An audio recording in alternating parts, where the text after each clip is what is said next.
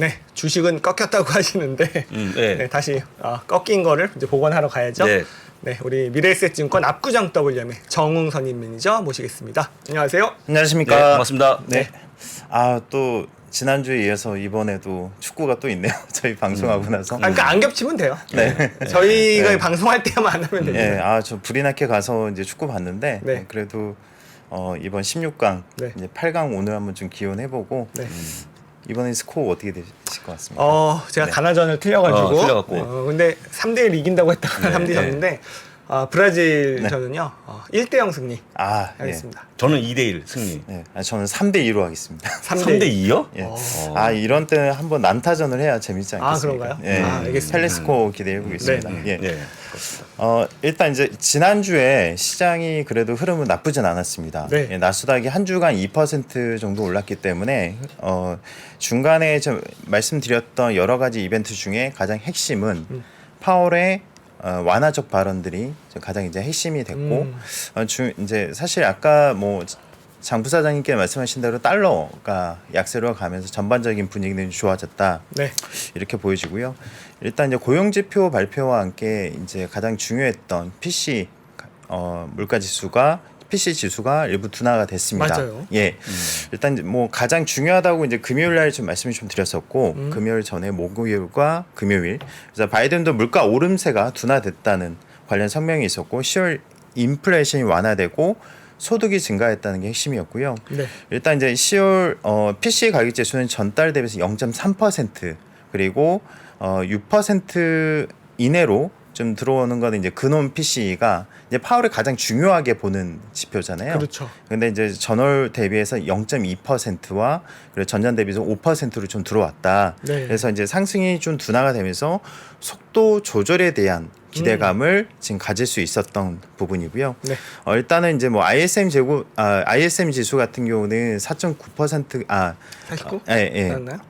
지금 49%가 나왔는데 네. 49가 나왔는데 일단 뭐 예상했던 그 부분보다는 좋진 않았습니다. 그러니까 이제 한 주간의 흐름들을 보면 가장 중요했던 이제 경기 침체에 대한 이슈에 좀 민감했었는데 이 네. 부분을 잘 넘겼던 것 같고요. 지난주에 일단 고용지표 발표가 있었습니다. 11월 고용 보고서가 발표가 있었는데 네. 뭐 사실 2달 전만 해도 굉장히 파급 효과가 컸었던 지표였기 때문에 이번에도 좀 주시를 했었는데 시장 예상보다 뭐 지금 예상치는 20만 건이었는데 26만 건이 넘게 나왔습니다. 그래서 장 초반에 진짜 깜짝 놀랐어요. 예. 그래서 생각보다 고용 지표가 네. 꺾이지 않았기 때문에 연준이 목표로 하는 흐름과는 좀 달리 다른 흐름이었고 네. 그 중에 하나씩 좀 보면 레저미 적개곡이 8만 8천 건 정도 증가를 했습니다. 지난달 6만 건이었거든요. 네네. 결국에 뭐 우리가 뭐 서비스나 일부 리오프닝 관련된 섹터가 네. 그래도 고용이 괜찮았다. 그리고 IT는 19,000건 정도 증가를 했습니다. 그러니까 지난달에 6,000건을 상회를 했거든요. 그래도 증가하네요. 예. 대규모 감원 바람이어도 네. 그렇지만 제조업이 14,000건 정도 증가했습니다. 지난달에 36,000건이었거든요. 줄어드네요. 예. 그러니까 이 지표를 보고 처음에는 다들 놀랐습니다. 네. 전체적인 이제 볼륨을 보고 굉장히 놀랐는데 근데 일부 업종을 제외하고는 일부 둔화가 되는 흐름들이 있었기 때문에 시장이 하락 이후에 반발 매수가 들어왔던 이유라고 보시면 될 것 같고요. 특히 이제 우리가 중요하게 보는 게 임금이지 않습니까? 네. 임금. 시간당 임금이 전월 대비해서 0.6% 가까이 0.55% 정도 나왔거든요. 네. 그러니까 전월에 0.46%를 상회를 했고 전년 대비로도 5.1% 정도 증가를 했습니다. 그래서 임금 상승률이 높은 점은 이제 연준이 갈 길이 아직 멀었다는 그렇죠. 걸 또 시사를 했던 부분이고 이제 이것도 보면 정보통신 업종이 전월 대비 1.5% 그리고 이제 거의 지난달에 올라간 게 없었는데 근데 운송 쪽이 2.5%를 기록했거든요. 네. 근데 이번 지표를 보면 사실 기업 조사를 통해 짓게 되는 고용 통계 항목인데 네.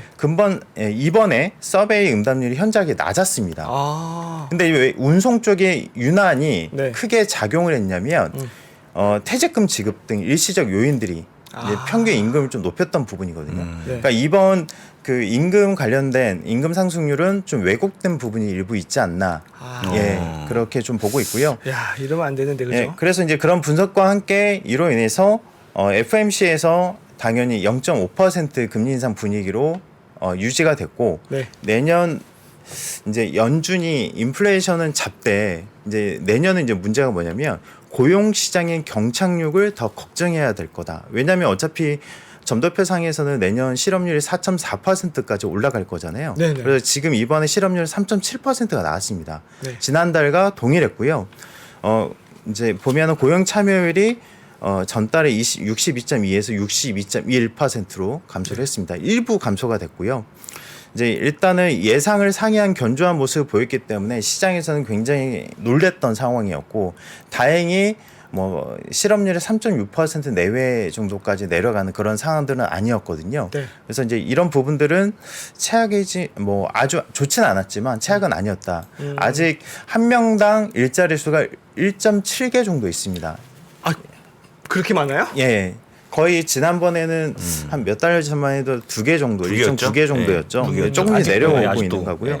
노동 수요가 노동 공급보다 430만 명이 여전히 많거든요. 그러니까 당연히 이게 연준이 목표라는 그 수요 둔화를 시키거나 아니면 공급 부분에서도 완화를 시키려면 시간이 좀 필요한 것 같고요. 이제 이로 인해서 이제 발표 직후에 달러가 강세가 됐고 금리 상승을 좀 일부 보였지만 그래도 저가 매수가 들어왔던 요인 중에 하나였다고 보시면 될 것 같습니다. 이번 그 지수 발표와 함께 지금 2, 3주 정도의 흐름들이 그래도 완만하게 상승을 했던 부분이었고요. S&P 500 기준으로 200일선에 위치해 있습니다. 당연히 이번 주는 주간 흐름이 어떻게 될 것 같습니까? 이번 주요? 네. 이번 주 글쎄요. 그러니까 이게 사실 금요일에 보여준 모습이 그 어떻게 보면 굿이스 배드잖아요. 네. 고용지표가 네. 악재였는데 그걸 네. 극복하고 어쨌든 거의 보합까지 네. 맞춰놨단 네. 말이에요. 그만큼 시장이 센 거 아니에요? 시장이 예. 살아 있죠. 지금. 예, 아직은 살아 있는 상황이고 사실상의 변곡점은 이번 FOMC와 CPI 발표가 13일 그리고 다음 14일에 주죠? 몰려 다음 있습니다. 주. 예. 그러니까 이제 금리 결정은 우리 시간으로는 15일 새벽? 오전 새벽 3시죠. 그래서 이 부분들까지 확인하려는 심리가 이번 주에 관망 심리가 일부 있을 가능성이 높고요. 네. 다만 이전하고 다른 거는 큰 폭락보다는 완만한 그 하락이 좀 있을 수는 있다. 근데 이제 오늘 같은 경우는 불행히도 테슬라가 중국에서의 생산량을 20% 줄이는 게 오늘 시장에서의 악재를 어떻게 소화하느냐가 또 중요할 것 같다. 안 그래도 여쭤보려고 했어요. 네. 왜냐하면 지금 테슬라가 아마 지금 장전에서 한 4% 빠지거든요. 심지어 상하이 공장의 11월 그 생산량이 서프라이즈가 나왔어요. 네. 10만 대가 넘으면서 맞아요. 네. 사실 10만 대씩 1년이면 이제 120만 대 연산 체제가 된 건데 네. 말씀하셨던 그 20% 감축이 블룸버그 뉴스인가요? 아직 그 네. 오피셜은 아닌 것 같은데 네네 맞습니다. 그것 때문에 지금 많이 빠진단 말이에요. 지금 예 그래서 지금 좀 분위기가 좀 좋지 않은 상황이고 네. 이제 사실 지난달에 이제 테슬라 관련돼서 말씀을 드릴 때 월 초에는 중국에서의 판매량과 이제 월간 집계를 좀 중요하게 좀 보고 있다라고 말씀드렸고 그게 이제 나쁘게 나오지 않았음에도 불구하고 이게 생산량 하락을 중국에서의 수요 둔화와 나머지 부분들을 해석을 해야 될지 네. 뭐 여러 측면에서 좀 해석이 가능할 것 같습니다. 오늘은 장 초반보다는 이제 후반 정도에서의 시장 반응을 좀 보는 게 좀 좋지 않을까 개인적으로 좀 생각을 하고 있고요. 네네. 근데 결국에는 10월에 4%를 돌파했던 10년물 국채 금리도 이제 어떻게 보면 저는 3.9%를 기점으로 봤었는데 3.5% 아래로 떨어지는 상황이었고 그러면 사실 증시 폭등해야 되는데 왜 이렇게 네. 그렇죠. 걸리네. 그렇죠. 네. 예. 근데 이게 이제 두 가지 해석이 가능합니다. 인플레이션이 하락을 해서 이게 3.5% 내외로 들어왔는지 혹은 경기 침체가 더 심각하기 때문에 3.5% 내려왔는지에 대한 해석은 각 구간마다 좀 달리 좀 해석이 될 것 같거든요. 그럴 수 있죠. 그래서 이제 기술주가 최근에 10년물 금리가 내려오면서 나스닥이 10월 중순 이후부터 13%가 상승했던 부분이거든요. 결국에는 이 부분은 단기적으로 10년물 국채 하락은 반영이 됐다. 그 이후의 방향은 12월 14일 이후부터 보자. 아. 이게 제 예. 14일 너무 많이 남았네요. 예, 아주 많이 남긴 했습니다. 그동안 예. 뭐예요, 그러면? 예. 저희? 그래서 사실 이제 월요일마다 제가 출연할 때 지금 3주 연속 지금 계속 언급을 하는 게 중국 이슈입니다. 네. 근데- 궁금했어요. 네. 폭증했어요, 오늘. 네. 근데 이제 모건 스탠리가 2년 만에 네. 중국 증시의 투자 의견을 상향 조정을 했습니다. 2년 만에? 예. 어이구야. 오늘 환율도 7위안 하회를 했고요. 네. 6.94 정도 나왔습니다. 그래서 이게 어떻게 보면 우리나라에게도 굉장히 좋은 호재기도 했었지만 지금 반도체 관련된 사람들이 어제도 변동이 미국 시장이 컸기 때문에 네. 이게 완벽한 상승이 나오지 못했거든요. 이제 하나씩 보면 시진핑 주석이 이제 미셸 EU 상임의장을 만났는데 베이징 회담이 있었습니다. 시진핑 주석은 오미크론이 델타보다 덜 치명적이다. 네. 그래서 이제 좀 완화적인, 그러니까 제로 코로나의 규제에 또 더 개방적이라고 주장을 했고요. 근데 우리는 네. 한 올 초에 알던 거를 네. 왜 그분은 이제 아셨대요? 당대회 같지 않습니까? 아니 오미크론이 덜 치명적인 건 네. 오미크론 걸렸고 저는 네, 네. 오미크론 혹시 오미크론 걸렸어요? 아니요, 저는 좀- 코로나에 안 걸렸습니다. 아 그래요? 오미크론 네. 걸렸거든요. 네. 물론 아프긴 아프더라고. 네. 근데 왜 그분은 이제 알렸을까? 네. 그래서 일단은 3년임을 해야 되기 때문에 네. 금요일에는 베이징시가 48시간 이내에 PCR 코로나 검사 음성을 받지 못한 네. 승객은 탑승 못하게 돼 있었는데 이걸 좀 완화했다, 금지하지 않을 것이다. 그러니까 이제 결국에는 시위가 있고 나서 네. 지방 정부가 제로 코로나를 완화시켜 줄 거라는 기대에 부응을 못했기 때문에 민심을 잡기 위해서 정부가 완화적인 스탠스를 좀 보여주고 있다는 게 핵심이었고요. 네. 그래서 골드만사스에서는 제로 코로나의 출구 전략이 좀 준비돼 있다. 이제 이게 뭐냐면은 같은 층과 코로나에 걸리면 같은 층만 같은 라인 정도만 봉쇄를 하고 격리 시설 외에는 자가 격리를 허용하지 않을까. 그래서 추가 방역 정책 완화에 대한 기대감들이 시장에서 좀 어느 정도 기대감이 형성이 됐고 이로 인해서 그 관련된 뭐 리오프닝 관련주를 포함해서 일부 기업들이 더 큰 상승이 있었다라고 보시면 될 것 같고요. 사실 지난번에 말씀드렸지만 규제를 완화하고 싶어도 mRNA 백신 상용화가 실제로 이제 상용화 및 접종 완료가 내년 2분기 정도 완료되거든요. 네. 그러니까 실질적으로는 뭐 통화 정책이 됐든 재정 정책이 됐든 이제 정부가 꺼낼 수 있는 카드가 한정적이었음에도 불구하고 그래도 첫 번째 시도가 있었다는 게 의미가 있었다라고 저는 생각을 하고 있고요. 그래서 이제 우리가 연결돼서 어떤 걸 또 생각을 해야 될까요? 오늘 테슬라 이슈가 있지만 네. 지금 2주 동안의 애플 정제호 공장 언제 정상화되느냐 이게 좀 핵심 아니겠습니까? 그거는 분명히 애플에는 호재네요. 네. 그래서 이제 당연히 이게 지난번에 그 애플 사태를 보면 기존 노동자들이 당초 약속했던 보너스를 지급하지 않았다. 그리고 지금 신규 직원이 코로나에 걸린 직원과 기숙사에서 뭐 같이 지내는 등 뭐 여러 불만 요인들이 많았지 않습니까? 네. 일단 2만 명에 3만 명 정도가 이탈을 했는데 코로나가 지금 확산이 되고 있고 정부 정책이 제로 코로나에서 한 발 물러선다면 이 부분들이 정부와 함께 이제 공조가 된다면 좀 달라질 수 있다는 게 핵심인데 제로 코로나 완화는 일단 긍정적인 신호긴 합니다. 네. 그리고 이제 오늘 지표 발표가 있었죠. 차이신 서비스 PMI가 있었는데 실제치가 46.7이 나왔습니다. 아휴, 뭐 봉쇄하니까 뭐. 예, 뭐 48이 예상치였죠. 네. 근데 일단 중국 정부가 완화적인 스탠스를 보일 가능성이 높습니다. 지표가 안 좋았기 때문에 그쵸. 한 반기 정도 이제 한 6월 이후부터 흐름들을 보면 그 흐름들이 안 좋았기 때문에 정부가 어떤 부양책을 했었고 부동산을 부양시키고자 하는 스탠스가 나왔었죠. 그래서 이 부분들을 좀 참고하실 필요가 있고요. 네. 반대로 또 생각해 보면 미국의 중국 제조업 주문이 40% 감소했습니다. 어허. 물동량도 21%나 감소를 했고요. 네. 그래서 미국 해운업계에 영향이 있었고 아시아 컨테이너 운임이 하락을 하고 있습니다.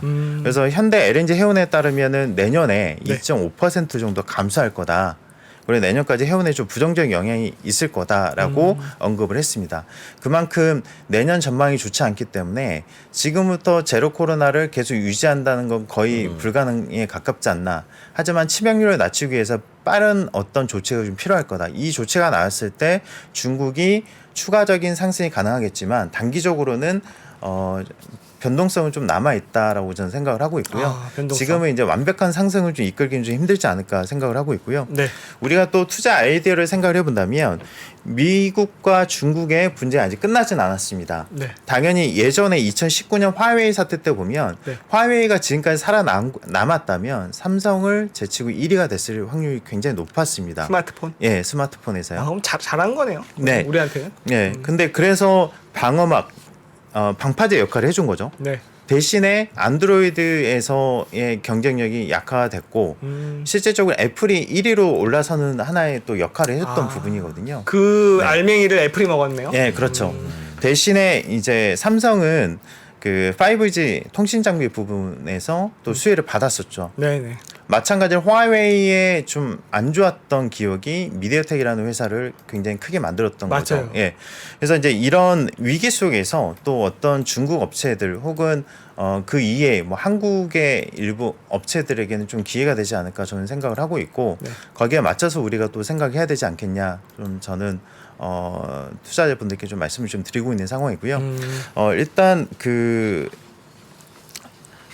지금 아직 중국 이슈가 이제 부동산이라는 게 네. 단기간에 잡히긴 힘들잖아요. 그럼요. 예, 예. 걱정인데 사실. 예. 그래서 이제 오늘 이제 어제 이슈가 또 됐던 게 개발도상국의 디폴트 우려가 좀 증가하고 있다. 뭐 이게 이제 뉴욕타임즈에서 크게 나왔었거든요. 어떤 나라가요? 이제 일단은 개발도상국 전체 채무 규모가 상당히 높습니다. 네. 근데 중요한 거는 우리가 어느 정도 채무 탕감을 해주거나 의혹이 생기게끔 만들어줘야 되는 거죠. 그러니까 그쵸. 달러가 굉장한 초강세였고 맞다. 지금 다시 약세 국면을 가고 있지만 네. 뭐 우리가 냉정하게 생각해 보면 1,100원대 단기간에 갈까요? 힘들죠, 힘들죠. 1,100원은 1,100원은 쉽지 않을 거예요. 네네. 네. 과거에는 이제 우리가 1,300원을 마의 벽이라고 좀 생각했었지만 오늘 1,300원 하야하긴 했지만 이제 예전에 그 저항 때가 지지 라인이 되는 경우도 상당히 있었거든요. 네. 그리고 아직 무역 수재가 우리가 돌아서지 않았고 달러 인덱스 흐름들을 보면 좀 봐야 되는데 이제 신흥국 위기라는 게 이제 가정에서 저는 환율이 더 많이 올랐다고 보고는 있습니다. 왜냐하면 98년 뭐 러시아 모라토리엄까지 좀 연결제 생각을 했었고, 근데 이제 일단 그 중국의 1대1로 개발도상국에 5천억 달러 정도 빌려줬거든요. 와. 그러면 이제 일정 부분은 부채 탕감 혹은 네. 또 조율이 좀 필요한 거죠. 그냥 뭐 항구 먹고 이럴 것 같은데. 네네. 근데 이제, 기반 시설 먹고. 근데 이제 문제는 아직까지 중국에서 미온적인 상황입니다. 호인들이 지금 어려운 상황이기 때문에 그래서 이제 IMF 총재 이번 주에 중국 방문해서 부채 탕감과 관련된 논의를 합니다. 네. 그래서 제 생각은 뭐냐면 어느 정도 합의되는 흐름들이 좀 나온다. 그러면 환율에 대한 방향성이 중대한 영향을 좀 미치는 이벤트이기도 하지 않을까. 왜냐하면 뭔가 예전에 그 프라자 합의 때도 그렇고 G7 공조라든가 정부 공조라는 게 이제 사실상 환율의 큰 방향성을 또 이끌었던 부분이고 이게 어떻게 보면은 큰 트리거가 되지 못하더라도 시작점이 될 수 있다는 점. 네. 그러니까 지난번 우리가 뭐 유가로 따지면 비축유 방출이라든가 여러 이슈들이 처음에 있고 나서 이게 효과가 있을까 했지만 실제적으로 효과를 좀 내긴 했었거든요. 그래서 이제 환율이 전체적인 시장의 하락을 더 불러일으켰기 때문에 이게 만약 완화가 된다면 미국의 빅테크에서 일부 기업들에게는 굉장한 호재가 될 거라고 저는 생각을 하고 있습니다. 네. 예. 야, 어쨌든 약간 뭐 외통수 걸린 것 같기도 하고 자기들 돈을 받자면 이머징이 다 어려워지는 막 네네. 그런 상황이네요.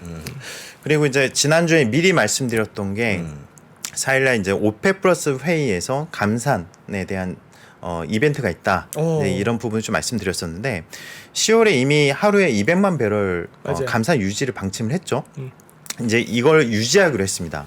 이게 이 양이 어느 정도냐면 전 세계의 원유 수요의 2%에 해당이 되거든요. 어마어마합니다. 1억 배럴로 보니까 보통. 그죠? 예전에 그 이란 합의에 따라서 일간은 우리가 기대했던 게 60만 배럴 정도 됐을 겁니다. 근데 아직 뭐 합의에 이르지 못했죠. 그래서 그만큼 큰 양인데 당초 예상은 하루 50만 배럴 소규모 증산이 있을 거라고 예상을 했고요. 그래요? 하루 4,185만 배럴 생산량 수준인데 이제 이게 왜 그러냐면 중국의 수요 둔화, 경기 침체 가능성 그리고 지난주에 미리 언급해드린 대로 오늘부터 원유 가격 상한제 네. 이 부분들이 불확실성이 크다. 그렇기 때문에 감산을 유지를 하기로 했고요. 네. 오펙 플러스 장갑금 이제 감시위원회가 2달에 한 번 정도 이제 하기로 했는데 2월 1일 날 모니터링 위원회가 개최됩니다. 정례 회의는 이제 다음 내년에 6월 달에 있거든요. 원래 예. 매달 했었는데 이제 네. 6개월에 한 번 맞습니다. 이게 뭐 별로 그렇게 예. 그래서 이게 2월 1일에 모니터링 위원회가 개최가 돼서 어떤 스탠스가 나올지가 관건인데 지금 아직까지는 유가를 걱정하는 사람은 별로 없습니다. 그죠. 예. 그래서 이제 이 부분들 그리고 지난번에 말씀드렸던 대로 EU와 G7에서 배럴당 60달러로 상한제 가격을 설정을 했죠. 그리고 러시아산 원유 운송을 금지를 했습니다. 만약에 60달러 넘는 가격에 사면 운송이 되지 않는 거죠. 불법이죠. 근데 뭐 내용 뉴스들 보시면은 뭐 불법적으로 또 하는 방법들이 있긴 하는데 그거는 이제 일단 뭐 논의로 하고 우리나라 원유가 일단 60달러대에 지금 거래가 되고 있기 때문에 실질적인 단기적인 효과는 그렇게 크진 않을 거라고 보고 있는데 중요한 거는 지난주에 미리 언급한 대로 러시아가 어떤 대응을 하느냐 또 이상한 대응을 하기 시작을 하면 거기에 따라 시장이 좀 부담을 느낄 가능성이 높다. 그래서 이번 주는 여기에 좀 신경을 써야 될 것 같고 어차피 바이든이 친환경 정책 및 에너지 기업 법인세 부과 현실화가 된다면 우리가 원하는 만큼 공급량이 나오지는 않을 수 있습니다. 그리고 유럽의 에너지 수요가 10에서 15% 감소를 해야지 이 균형점이 맞거든요. 근데 아직까지 그런 흐름들은 나오고 있지는 않기 때문에 이런 뉴스들도 좀 눈여겨봐야 된다. 예, 좀 말씀을 좀 드리고 싶고요. 지금 저 시간 꽤 됐네요. 주간 일정 예, 주간 일정 빨리 보여요. 보여주십시오. 네. 이번 주는 제일 중요한 게 금요일에 다 있습니다. 미리 좀 월요일부터 한번 좀 짚어드리면 뭐 생산자 물가 지수 PPI 뭐 여러 이제 전체적인 시장이 주목을 받는 지표들이 좀 있는데 만약에 경제 지표가 부진할 경우 연준의 긴축이 효과를 내고 있다는 의미이지만 지표가 빠르게 악화될 경우 경기 침체에 대한 전망들이 다시 강화될 수 있습니다. 월요일 날 보시면은 지금 이미 서비스 PMI는 중국의 서비스 PMI는 46.7을 기록을 했습니다. 광반 비제조업 PMI 달리 건설업이 없기 때문에 순수 서비스업이거든요. 그래서 더 악화된 상황을 반영을 했고요. 미국 비제조업 같은 경우는 GDP 비중이 높지만은 경기에 더 민감한 제조업 PMI를 더 중시하기 때문에 오늘 별 무리 없이 좀 지나갈 가능성이 높다. 그리고 화요일과 수요일은 미국의 무역 수주 EIA 단기 에너지 전망 보고서가 있습니다. 근데 그것보다 중요한 거는 화요일 호주, 수요일에 인도, 캐나다, 브라질의 통화정책 회의가 있거든요. 그래서 이제 중앙은행의 대대적인 긴축 이후에 4분기 들어서 긴축 속도가 다소 느슨해지는지 이 부분들이 다음 주에 있을 CPI나 FMC에 대한 스탠스를 볼 때 미리 좀 기대감을 가질 만한 요인이 좀 될 가능성이 높고요. 네, 이런 부분들을 좀 참고하셔야 될 것 같고 목요일은 룰루레몬 등 이제 실적 발표가 예정되어 있습니다. 예, 뭐 잘 아시겠지만 이제 이런 또 경기에 대해서 또 판단할 수 있는 하나의 시그널이 될 것 같고 OECD 경기 선행지수 발표와 함께 엔화 가격 영향을 받는 일본 GDP 발표가 있고요. 이로 인해서 달러화의 방향이 나올 가능성이 있으니 여기에서 좀 주시를 해볼 필요가 있고 그렇다 보면 목요일과 금요일에 결국에는 달러 방향성이 나올 가능성이 높다. 그러니까 금요일은 이제 미시간대 소비자 심리지수가 경기 선행지표로 향후 인플레이션에 대한 기대치와 미국 소비자들의 경제 전망을 나타내기 때문에 유의 깊게 보실 필요가 있고요. 제일 중요한 거는 기대 인플레이션 발표가 중요합니다. 그렇죠. 예, 전날 그거 나오니까. 네, 1년 후 기대 인플레이션이 내려오지 않을까 하는 좀 기대감을 가지고 있는데 뭐 사실 전략 배출유나 여러 이슈들 때문에 가솔린 가격이 지금 잡혀 있는 상황이죠. 미국 가솔린 가격과 상관관계가 높습니다. 가솔린 가격이 내려오면서 소비자 심리가 올라가고 1년은 기대 인플레이션 내려오지 않을까 하는 기대감이 있고요. 그보다 더 중요한 거는 CPI의 선행 지표가 뭐죠? 생산자 물가지수 PPI입니다. 그래서 이제 금요일에 11월 생산자 물가지수 발표가 있습니다. 이전에 전년 동기 대비해서 8%인데 지금 시장이나 일부 생각해 볼 수 있는 게 7.2% 내외 정도 보고 있거든요. 저는 7.4% 내외 정도 보고 있는데 당연히 생산자 물가지수가 꺾인다는 거는 앞으로의 CPI를 볼 때 선행적으로 좀 더 완화될 수 있다는 또 의미이기도 하기 때문에 만약에 이 지표가 금요일에 좀 하락세가 더 두드러진다 그러면 굉장히 상승이 크게 나올 수 있다라고 좀 보고 있고 최근에 유가나 전반적인 원자재 가격 안정세에 있기 때문에 이게 낮게 나올 가능성이 높지 않을까 저는 생각을 하고 있습니다. 유럽 PPI는 확 꺾였더라고요. 네네 그렇죠? 맞습니다. 결국에는 유가가 꺾이면서 전체적인 원자재에 대한 심리가 좀 내려왔고 이미 빅머니들은 6월에 많이 엑시트를 했기 때문에 사실상 이제 추세적으로 좀 내려온 상황이고요. 마지막으로 지난번에 말씀드린 산타랠리가 가능하냐? 그러니까요. 약속의 12월이 가능하냐? 네. 아직도 다들 기대를 하고 있는 사실이긴 합니다. 기대하고 있어요. 예. 제발요. 과거 데이터를 보면 산타랠리 특히 12월 중에서 크리스마스 이후에 첫 번째 거래일부터 새해 두 번째 거래일까지를 산타랠리라고 하죠. 네. 근데 과거 보면 S&P 500 기준으로 지난번에 말씀드렸지만 평균적으로 1.7% 상승이 있었고요. 네. 이게 70% 이상이 오름세였다. 오. 그리고 다우지수도 해당 기간에 77% 올랐고 평균 상승률이 1.5% 정도 달했거든요. 그래서 지금 만약에 크리스마스 직전까지 수익률이 부진하다 그러면 평균적으로 2.2% 정도 상승을 했습니다. 그러니까 이게 시차에 만약에 그 전에 오르지 못했다면 상대적으로 상승률이 더 나았다는 거죠. 결과적으로는. 그래서 결국에는 13일에 나오는 CPI의 결과에 따라 그리고 이번 주 금요일에는 PPI 결과에 따라 지수가 상승과 하락을 만약에 보여준다면 거기에 따라서 마지막 연말 수익률을 좀 맞춰주지 않을까 저는 보고 있고요. 결국에는 그 말은 먼저 올라간다고 하면 상승률이 이 이후엔 좀 낮아질 가능성이 있고 만약에 생각보다 낮아진다고 하면 월 말 연말에는 더 올라갈 가능성이 있지 않을까. 그래서 이제 이게 이제 어떻게 보면은 월 말까지 기다려야 실질적인 수익률을 볼 수 있지 않을까 저는 생각을 하고 있고 결국에는 이제 4분기 경제 성장률 전망치나 전반적인 동향들 그리고 6개월 안에 상승을 보는 최근에 경제 이제 시장 참여자들 좀 많기 때문에 네. 이런 부분들을 감안해서 봤을 때 분위기는 아직 나쁘진 않다. 다만 테슬라를 포함해서 일부 주식들에 대한 노이즈를 얼마나 소화를 하고 이제 금요일까지 버틸 수 있는지가 좀 관건이 되지 않을까 저는 네. 생각을 하고 있습니다. 예. 고맙습니다. 그럼 혹시 네. 산타랠리를 가야 되는데 아까 말씀하신 13일 날 나오는 CPI 네. 그거 말고는 시장에 또 악재가 뭐가 있을까요? 없을까요? 별로 안 보이죠. 지금은 일단은 그 PC 그러니까 이제 PC 지수가 끝났고 이제 코어나 예. 이제 일부 이제 물가 지표에서 코어를 꼭 봐야 될 것 같고요. 지난번 이제 쉘터나 일부 이제 품목들 이제 하락세를 좀 봐야 될 것 같고 이제 결국에는 이번 FOMC는 이제 파월의 발언대로 예상 금리보다 최종 금리가 좀 낮아지는 발언이었기 때문에 이제 0.5% 무난한 그렇죠. 예. 상승을 이제 금리 상승을 보여준다면 시장 자체는 이제 어떻게 보면은 가장 금리가 높은 레벨에서의 그런 가장 높은 상승률이 끝나가는 단계이기 때문에 환호할 가능성이 높지 않을까 저는 보고 환호할 수 있습니다. 있는 거. 예. 그럼 있다는 얘기네요. 산타랠리. 예. 믿고 그냥 기다려 보겠습니다. 편하게. 예. 없으면 다 전화. 기대하겠습니다. 예, 일단은 연말까지는 지나고 봐야 정확한 방향이 나오지 않을까 저는 생각을 하고 있어서 이번 주는 관망을 하고 다음 주에 이제 중요한 이벤트에 맞춰서 바쁘네요. 우리가 예, 예. 매매 트레이딩 관점을 봐야 되지 다음 않겠냐 주 바쁘네요. 생각하고 있습니다. 월요일날 또 네, 나오시면 원래 되겠네요. 나오셔갖고 좀 잘 짚어주세요. 산타랠리의 그 다른 말이 뭔지 아세요? 등산 랠리예요. 네. 뭐 알아들으시는 네. 분만 알아들으시는 걸로. 들으실 분만 알아시는 걸로. 네. 저희끼리 얘기했습니다. 네, 네. 예.